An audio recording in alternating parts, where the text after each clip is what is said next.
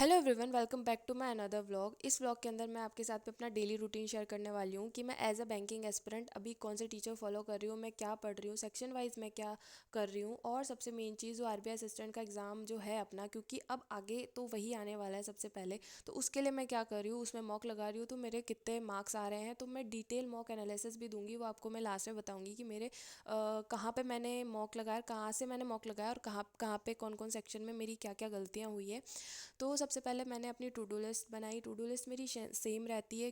To do list का मैंने detail video अपने यूट्यूब चैनल पर डाल रखा है, तो किसी ने नहीं देखा तो जाके देख सकता है। मेरे को हाँ कुछ ऐड ऑन करना होता है अपने अकॉर्डिंग, तो मैं कर लेती हूँ, और कुछ ऐड ऑन करती हूँ तो मैं आप लोगों के साथ शेयर कर देती हूँ कि हाँ मैंने ये ऐड करा है। जैसे मैंने पिछले वीडियो में बताया था कि मैंने करंट अफेयर्स की क्लासेस अब ऐड कर ली है, और सोर्स भी मैंने आप लोगों के साथ में डिटेल सोर्स आप लोगों के साथ में शेयर करा था करंट अफेयर्स का, तो वो भी आप जाके देख सकते हो, मेरे यूट्यूब चैनल पर आपको मिल जाएगा।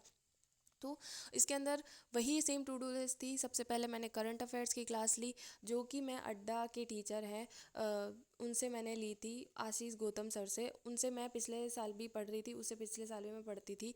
और मैंने इस बार 2025 के आईबीपीएस के तो नहीं मेंस दिए थे, आरआरबी के मेंस दिए थे, और उसके अंदर स्टैटिक साइड थोड़ा ज़्यादा था।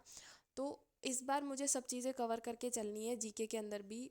तो सबसे पहले मैंने करंट अफेयर्स की क्लास ली थी, फिर इसके बाद में मैंने निमिषा मैम की क्लास ली फॉर इंग्लिश, क्योंकि मेरा इंग्लिश की वजह से पिछले साल काफ़ी लैक मैं कर रही थी। तो इसलिए मैंने इस साल अपने इंग्लिश के अंदर बहुत ज़्यादा ज़ोर लगाने का सोचा है कि यार बस अपना 100% देना है, कितना भी होगा जो भी होगा वो मेरे को करना है। लेकिन इंग्लिश वाले सेक्शन को मुझे इतना तो सही करना है कि लाइक जितनी मेरी क्वांट है, जैसा मेरा रीजनिंग की एक्यूरेसी जाती है उतना तो हो ही। फिर इसके बाद में मैंने एक आरबीआई असिस्टेंट का मॉक लगाया था, जिसका डिटेल एनालिसिस मैं आपको बताऊंगी। फिर इसके बाद में मैंने एक आईबीपीएस पीओ मेंस का रीजनिंग का सेक्शन मॉक लगाया था, क्योंकि साथ में मेंस भी लेके चलते रहना चाहिए, क्योंकि फिर मतलब अब मेन तो तैयारी मेंस की करनी है ना, तो इसलिए मैं बीच बीच के अंदर मेन सेक्शनल मॉक भी लगा लेती हूँ मेंस के। फिर इसके बाद में मैंने कौशिक सर की क्लास ली थी मेंस के लिए, क्वांट की, क्योंकि पिछले बार जितने मैंने एग्ज़ाम दिए ना उसमें मुझे ऐसा फील हुआ कि यार थोड़ा और इम्प्रूवमेंट हो सकता था क्वांट के अंदर। मेरे जो मार्क्स आए थे उसके अकॉर्डिंग अगर और हो जाते तो शायद मेरे सेटिस्फेक्शन वाले मार्क्स मेरे आ सकते थे। तो इसलिए मेरे को थोड़ा इस बार मेंस में क्वांट पे भी ज़्यादा जोर देना है। फिर इसके बाद में मैंने आरबीआई असिस्टेंट का मॉक लगाया था, जिसका डिटेल एनालिसिस मैं आपको अब बताती हूँ। अब इसके अंदर मेरे जो मार्क्स आए ना वो 68 मार्क्स आए। ये मैंने टेक्स्ट बुक का मॉक लगाया था, ये 2026 का मॉक है, और ये पहला मॉक है जो अभी ओपन हुआ है। इसमें जो मैंने पहले लगाया था वो फ्री वाला था, इसमें मेरे 75 आए थे। इसमें मेरी गलतियाँ हुई है वो कुछ नहीं, वो जल्दबाजी वाली चीज़ें हैं कि मेरे को ऐसे रहता है कि यार क्वेश्चन अटैम्प्ट करूँ, क्योंकि वो क्वेश्चन मुझे आ रहे होते हैं। क्वांट में मेरे साथ ऐसा ही होता है कि मेरे को क्वेश्चन 35 में से कम 32 के मार्क्स के क्वेश्चन मेरे को आ रहे होते हैं, लेकिन मेरे को स्पीड इतनी नहीं है कि मैं वहाँ तक पहुँच पाऊँ। तो मेरे को आज वाले मॉक में से था कि यार मुझे जल्दी पहुँचना, उसके चक्कर में मेरे इतनी एक्यूरेसी गिर गई कि मेरे मार्क्स ही 68 आए। ये इंग्लिश वाला सेक्शन है। इंग्लिश वाले सेक्शन के अंदर मेरा ये वाला क्वेश्चन गलत हो गया था, और ये तो भाई मेरे अकॉर्डिंग ये था, पता नहीं, रिजर्व मैंने करा था, आउटलाइन इसके अंदर आना था। और फिर इसके बाद में मेरे दो गलत हो गए थे एक साथ। अब दो ऐसे गलत हुए कि ये एरर डिटेक्शन वाले क्वेश्चन थे, इसमें मेरे को एरर था, लेकिन ई भी मेरे को एरर लग रहा था, तो मैंने ये कर दिया, तो ये मेरा गलत हो गया। लेकिन इसमें ओनली सी आना था, ऐसा नहीं था। मेरा 50-50 सही हो रहे थे, 50 गलत हो रहा था, 50 मेरा सही हो रहा था, ऐसे मेरे ये एरर डिटेक्शन वाले क्वेश्चन हुए हैं। इस 10वें क्वेश्चन के अंदर भी मेरे ए और डी सही था। ए और डी में मेरे को भी एरर लग रहा था, लेकिन मेरे को ई में भी एरर लग रहा था, जो कि गलत था। तो इस वजह से मेरे दो क्वेश्चन शुरुआत के एरर डिटेक्शन के, वो मेरे इसके अंदर गलत हो गए। और इन क्वेश्चनों के अंदर मैंने एक एक दो दो मिनट भी लगाए हैं। अब आती है पैराजम्बल की बारी। पैराजम्बल में इतनी बेवकूफ़ी करी मैंने, लास्ट के अंदर मेरा पैराजम्बल बन गया था, लेकिन एक जो पैर है वो मैंने उल्टा सीधा कर दिया। BCEDA पेयर बन रहा था, और मैंने कर दिया था BCDAE, मतलब ई को मैं लास्ट में ले गई।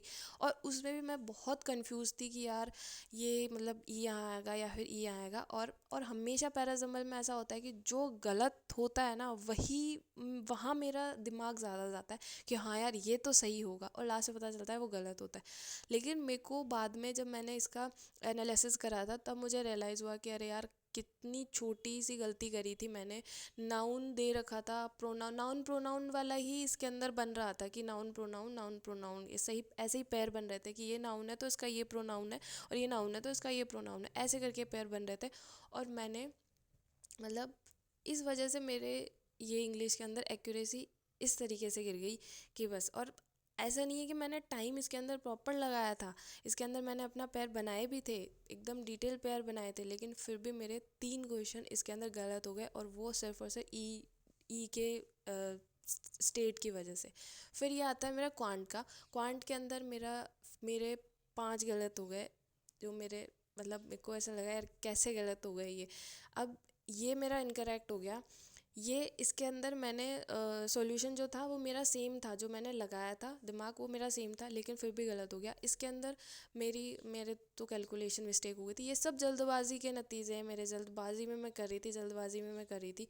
और ये तो मेरा आंसर ही 18 निकला था, पता नहीं 26 आए इसके अंदर।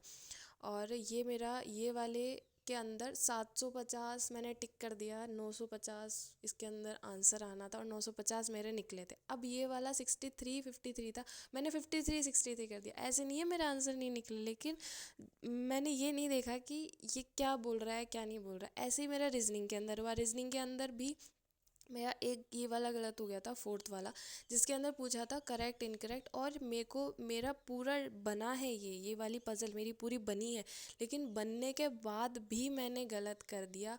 और, मतलब, ऐसा था ना कि यार रीजनिंग के अंदर कैसे गलत हो सकता है। 35 आउट ऑफ 35 आते हैं मेरे मार्क्स, और इस वाले मॉक में मेरे इतने गलत हो गए। फिर आता है ये वाला भी मेरे को पढ़ने में मिस्टेक हो गई थी। ये वाला मैंने बनाया था, लेकिन ये नो जूस इज़ सॉलिड लिखा हुआ है, मैंने ड्रिंक इज़ सॉलिड लिख दिया, जो कि मेरे तो नाइदर में ही जा रहा था दोनों।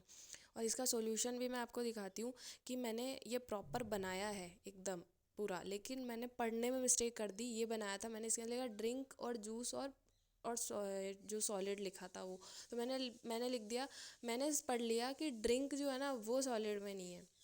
मैं कहा तो इन दोनों का तो कोई रिलेशन ही नहीं है, तो फिर तुम कैसे डायरेक्ट बोल सकते हो कि नहीं है, लेकिन जूस तो नहीं ही होगा ना। तो इस तरीके से ऐसे हो गया था। तो ये मेरा डिटेल मॉक एनालिसिस था आरबीआई असिस्टेंट का। अगर आप लोगों ने मॉक लगाया है तो बता देना। मिलते हैं नेक्स्ट वीडियो में, तब तक के लिए बाय।